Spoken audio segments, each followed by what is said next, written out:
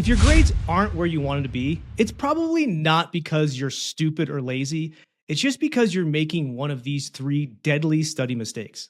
And the worst part, most students don't even realize they're doing it. In this video, I'm going to walk you through the top 3 study mistakes that are secretly killing your performance. And more importantly, show you exactly how to fix them so you can start dominating exams with less stress. Mistake number 1 is passive learning. Highlighting your textbook, rereading notes, underlying. It all feels very productive, doesn't it? But it is not. Research shows that passive reviewing are some of the least effective study methods. How are we going to fix that? Ditch the highlighter and use active recall. So close the book, quiz yourself from memory. Force your brain to retrieve information instead of just rereading it. Mistake number 2, marathon studying. Oh my God, this was one of my favorites. You might think that studying for 5 hours straight is really impressive, but the problem is it's killing your focus and retention. Your brain naturally fatigues after like 45 to 50 minutes. And this is usually coupled with cramming, which means you're going to do it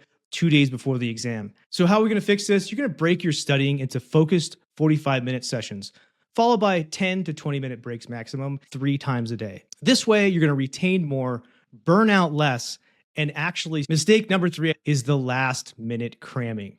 Trust me, cramming is not a strategy. It used to be my strategy until I learned that it does not work whatsoever. So when you cram, you're forcing short-term memory into overload, and most of it won't stick for the exam. The problem with this is that your brain needs to connect some dots.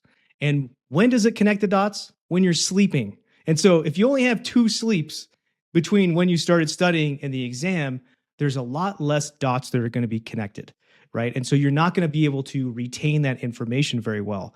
Whereas if you are studying just a little bit the entire semester, you have lots and lots of sleep time, and thus your brain is configuring all of that material into places in your brain, like a filing system, that it can retrieve it later. So how are we going to fix this? We use spaced repetition. Start reviewing the material in small doses, starting weeks and weeks before the exam, right?